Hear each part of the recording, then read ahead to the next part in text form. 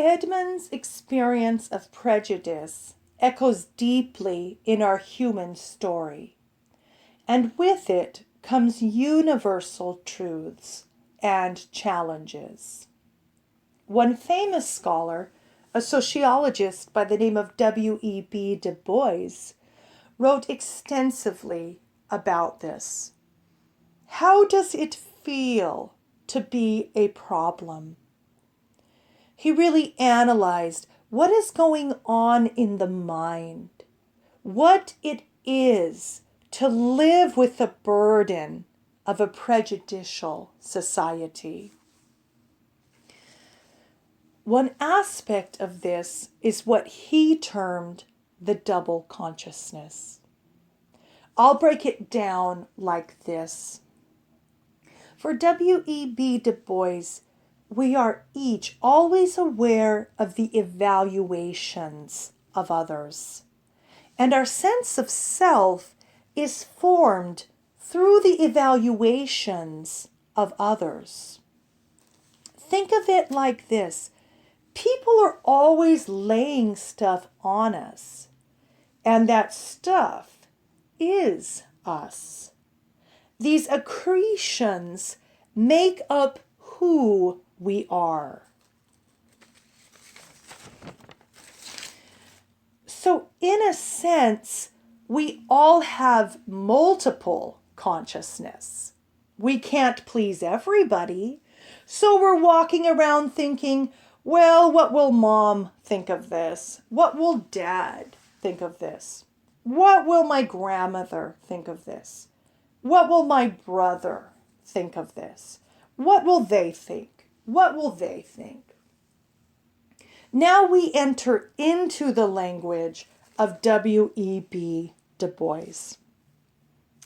As an African American, in addition to all that, what do white people think?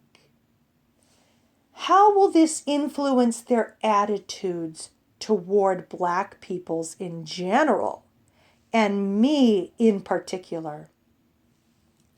That's a kind of load that his idealized white person doesn't have to carry.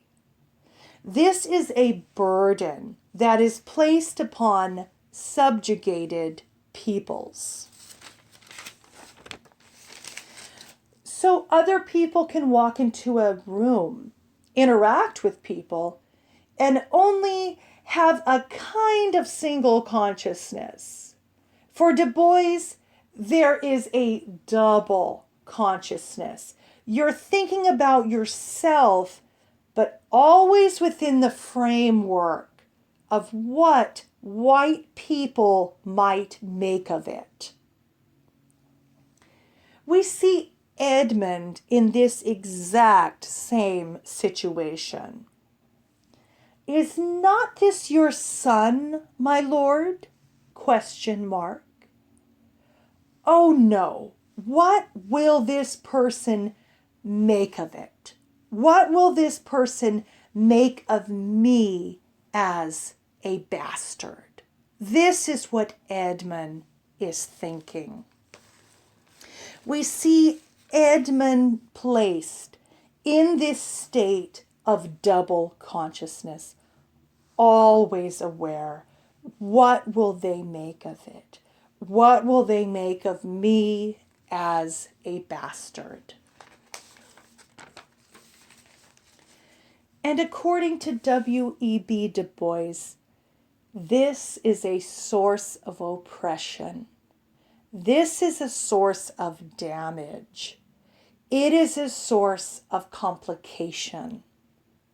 As he describes it, it is a peculiar sensation, this double consciousness, this sense of always looking at oneself through the eyes of others, of measuring one's soul by a tape of a world that looks on in amused contempt and pity. Edmund speaks precisely of this. Why brand they us with base, with baseness, bastardy base, base? My dimensions are as well compact, my mind as generous, and my shape as true as honest madam's issue. W.E.B. Du Bois believed that the greatest evil of all this is that it weighs so heavily on one's soul that it prevents one from achieving their potential as a human being. And we see that here with Edmund in this play. He is solely obsessed with triumphing over Edgar, his legitimate brother. Edmund speaks. Edmund the base shall top the legitimate. I grow, I prosper. Now gods, stand up for bastards. And this play also lets us into something that is very similar to what Du Bois described as an asymmetrical relationship among blacks and white people. He said that African American sensibilities are much more imbued with the intricacies of white people than the white world knows or cares about the lives of African Americans.